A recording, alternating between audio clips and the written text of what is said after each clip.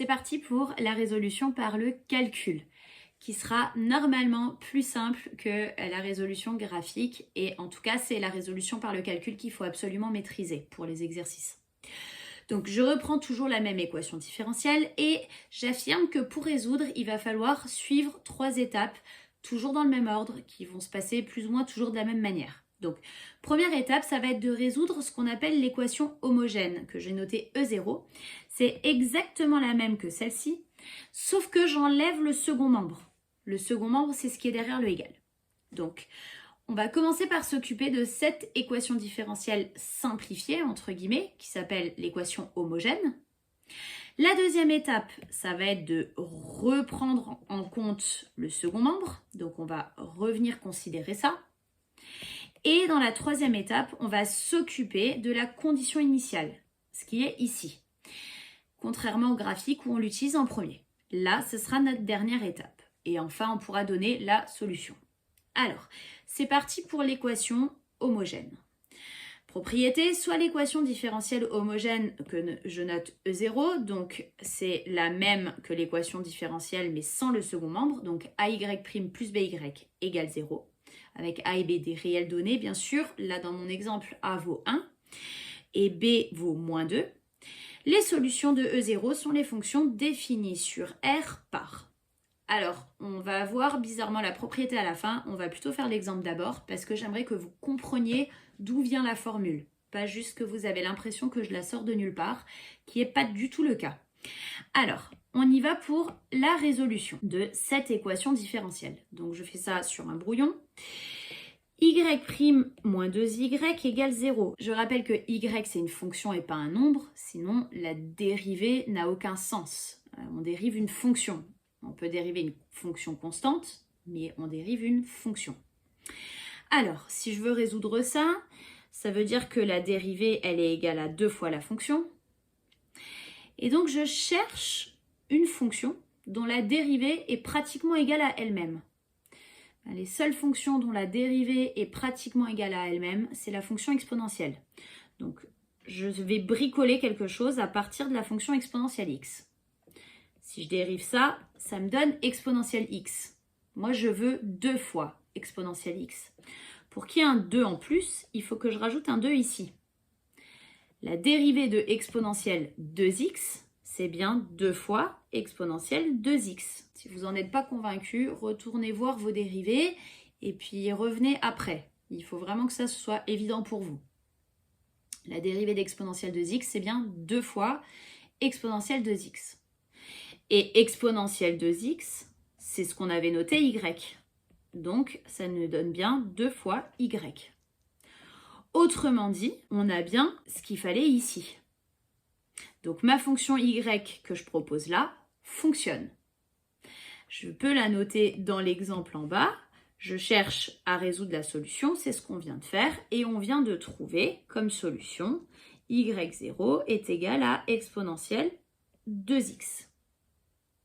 Si je veux utiliser ça pour la formalisation de la propriété, ça veut dire que j'ai une fonction y0 qui dépend de la variable x, qui est de la forme exponentielle. J'ai 2x ici, qui vient du moins 2 ici. Donc mon moins 2 est devenu plus 2. Donc mon b est devenu moins b. Donc j'ai un moins bx. Et le seul problème, c'est que dans mon exemple, j'ai fait une résolution dans le cas où A valait 1 ici. Moi, je vais juste reprendre un tout petit peu ça pour voir ce qui se passe si A vaut une autre valeur, par exemple 3. Ça veut dire que quand j'aurais fait passer le 2y de l'autre côté, j'aurais eu un 3 ici. Et pour finir de résoudre, j'aurais divisé par 3 des deux côtés pour avoir juste y' égale. Donc, il m'aurait fallu que la dérivée fasse 2 tiers fois la fonction. Et pour que, en dérivant, j'obtienne un coefficient de tiers, il aurait fallu prendre ici 2 tiers. Donc 2 tiers ici. Et ça aurait toujours fonctionné. Autrement dit, mon coefficient là-haut, ça aurait été moins b sur a. Donc je vais enlever tout ce qui est en vert pour pas qu'il y ait de confusion.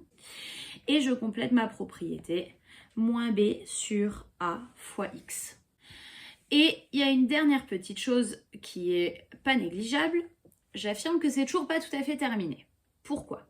Si je prends la fonction y égale 5 fois exponentielle 2x et que j'essaye de la dériver, ben le 5 il reste devant et la dérivée d'exponentielle 2x, ça me donne 2 fois exponentielle 2x.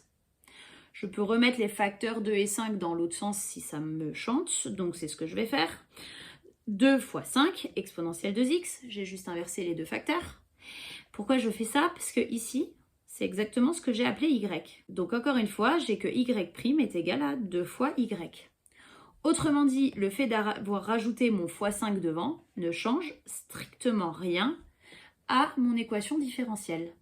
Donc, mon exponentielle moins b sur ax, je peux la multiplier par n'importe quel nombre. Quand je vais dériver, ça va continuer à fonctionner. Et k, bien sûr, c'est n'importe quel nombre réel. Donc, dans la solution qu'on a trouvée tout à l'heure, il ne faut pas que j'oublie que je peux la multiplier par n'importe quel nombre k qui appartient à grand R. Et ça, il ne faudra pas oublier de l'écrire dans vos solutions. Quand on résout une équation normale ou une équation différentielle, on veut toutes les solutions. Donc ici, il ne faut pas oublier les constantes. Là, ici, le coefficient. Allons voir ce qui se passe pour la deuxième étape. La deuxième étape, c'est l'équation non homogène. On veut une solution particulière, on reprend notre second membre ici et on regarde ce que ça donne. Alors, on appelle solution particulière de E une fonction que je note yp, p pour particulière bien sûr, vérifiant l'équation différentielle E. Dans 90% des cas, dans les exercices, on va vous fournir la solution y et il faudra vérifier qu'elle fonctionne. Et c'est exactement ce que je fais ici. Alors, je rappelle, juste pour vous clarifier les choses, quand vous avez une équation de la forme, une simple équation, hein, pas une équation différentielle, de la forme 2x plus 3 égale 13, si on vous demande de vérifier que x égale 5 est solution, on est bien d'accord que vous calculez ça avec la valeur qui est donnée là. Donc vous faites bien 2 fois 5 plus 3 et ça donne bien 13 et c'est bon, c'est vérifié. On va faire exactement le même principe, sauf que on ne va pas remplacer juste un nombre, on va remplacer toute une fonction. Donc allons-y sur l'exemple pour voir ce que ça donne. On veut vérifier que cette fonction-là est une solution particulière de l'équation différentielle. Donc il faut que je calcule tout ça. J'ai donc besoin de la dérivée. Je commence par calculer la dérivée. Yp, je ne la réécris pas. Par contre, je précise que c'est de la forme u fois v, avec u qui est égal à moins x moins 1 et v qui est égal à exponentielle x. Donc la dérivée u' c'est moins 1, v' c'est exponentielle x, et donc ça veut dire que y'p c'est de la forme u'v plus uv'. U' c'est moins 1 fois v exponentielle x plus u fois v', toujours exponentielle x. Je fais un peu de ménage, je factorise tout par exponentielle x, puisque c'est bien ce qu'on a. Je peux calculer moins 1 qui me donne moins 2 et j'ai le moins x dans la factorisation. Et si je veux remettre les choses dans un ordre un peu plus conventionnel, je peux l'écrire comme ça, si je veux.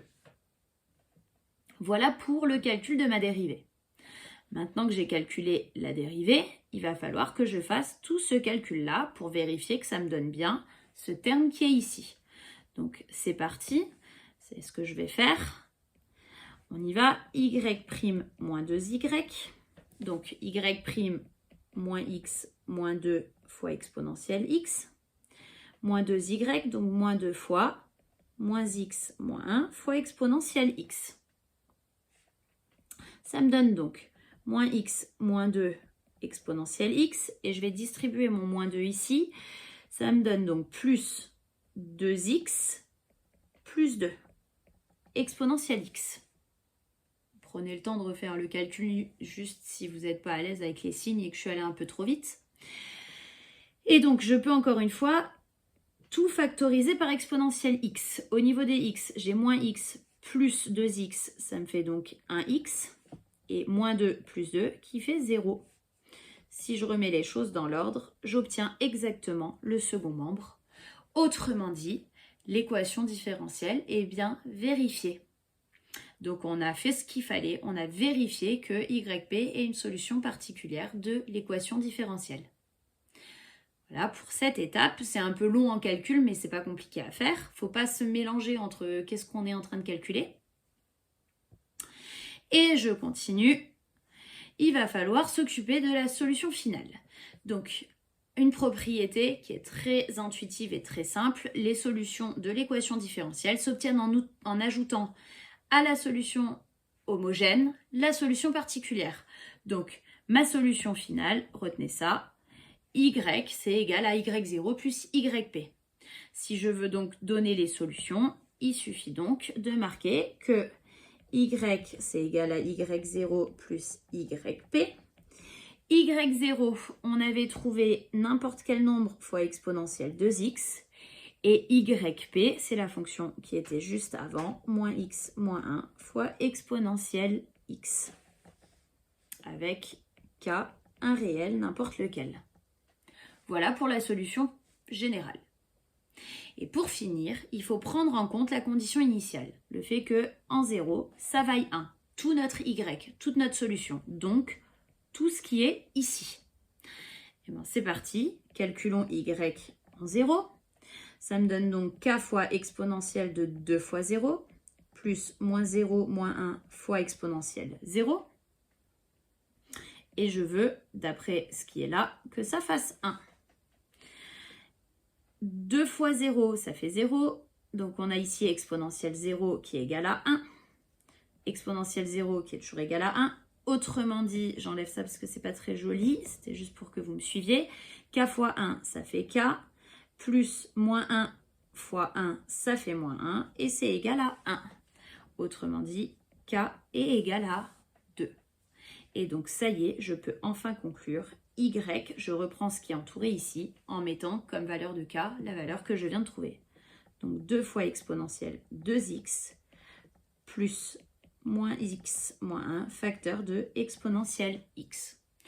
On pourrait, si on voulait, s'amuser à bricoler pour factoriser encore un peu plus, mais vraiment là, c'est largement suffisant comme forme pour la solution. J'espère que vous avez réussi à suivre. N'hésitez pas vraiment à vous entraîner sur des équations différentielles. C'est en le faisant que ça va rentrer, que ça va venir. Reprenez les étapes. D'abord l'équation homogène, on vire le second membre. Ensuite, on rajoute le second membre, on vérifie que ce qu'on nous donne, ça fonctionne. Et enfin, on calcule le coefficient K qui reste là pour finir et avoir vraiment la solution finale.